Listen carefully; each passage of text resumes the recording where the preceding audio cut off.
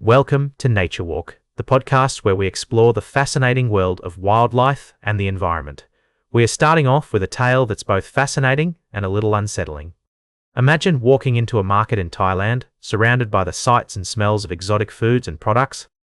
You might stumble upon a stall selling fertilizer, but what you might not know is that this fertilizer has a rather unusual origin. It's made from bat guano or bat droppings. Researchers have recently discovered that some of these fertilizers contain genetic evidence of Bat-Borne viruses. Now, before we jump to conclusions, it's worth noting that the viral strains found in these products are not known to infect humans. However, the fact that viral genetic material from bats can persist in commercial products and make its way into our daily lives is certainly a cause for concern.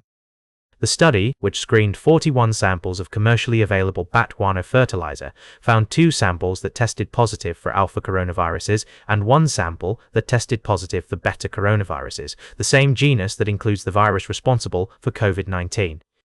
The likely natural host of the detected beta coronavirus is a species of cave-dwelling bat common in Southeast Asia. So what does this mean for us?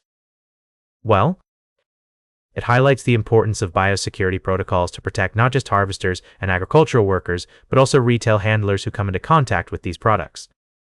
It's a reminder that our health is closely tied to the health of the environment and the animals that inhabit it.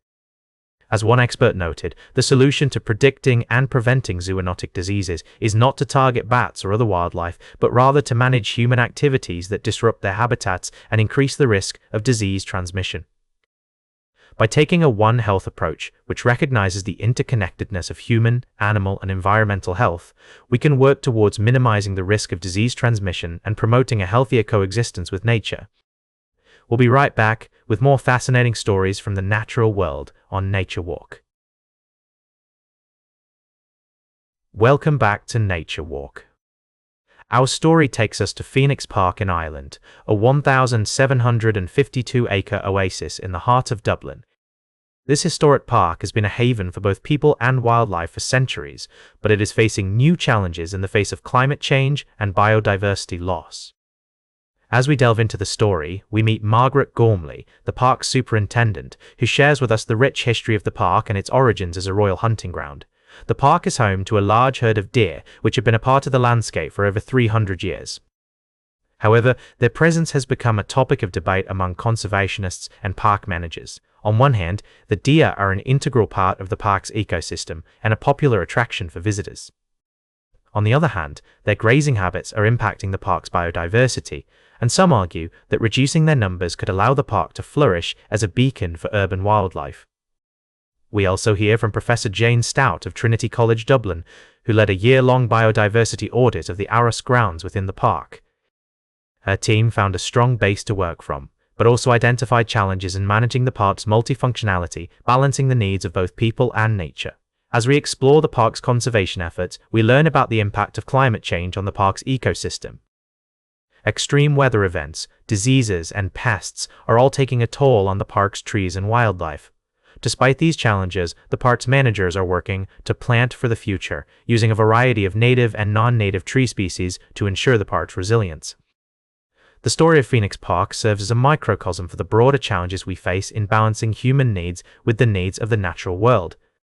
As we strive to create more sustainable and biodiverse urban environments, we must consider the complex relationships between humans, wildlife, and the land itself.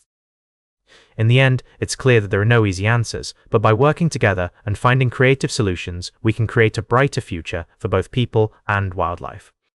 The story of Phoenix Park is a testament to the power of collaboration and the importance of preserving our natural heritage for generations to come. Welcome back to Nature Walk.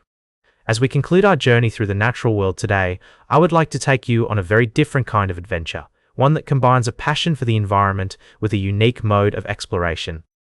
Imagine pedaling a bicycle across Brazil, not just any part of Brazil, but through its incredibly biodiverse and vanishing savanna, the Cerrado.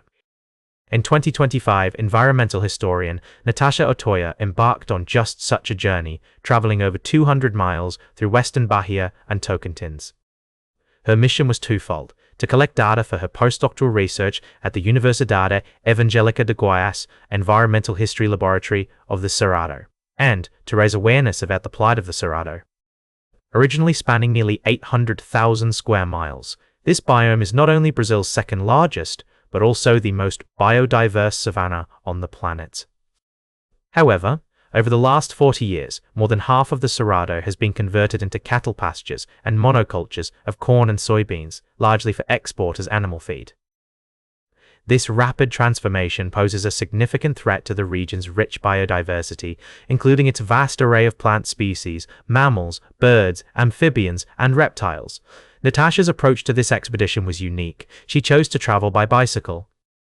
The slower pace, she found, opens space for interactions with local people, which can unearth stories, leads, details, and perspectives that might otherwise have been missed. As she pedaled through endless fields of row crops sustained by center pivot irrigation, the contrast between these agricultural landscapes and the intact parts of the Cerrado was stark.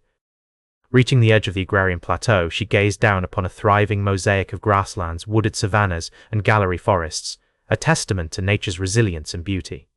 This journey was also documented on film, aimed at raising awareness about the Cerrado and its changing landscape. Natasha believes that environmental advocacy and public policy should be informed by the work of environmental historians, and documentary films can be a powerful tool in making scholarly work more accessible to the public. As we reflect on Natasha's remarkable journey and the challenges faced by the Cerrado, it serves as a reminder of the importance of conservation and the need for sustainable practices. The story of the Cerrado is not unique. Ecosystems around the world are facing similar pressures from human activities. That's all for today's Nature Walk. Remember to like, share, and subscribe, and until next time, keep exploring your natural world.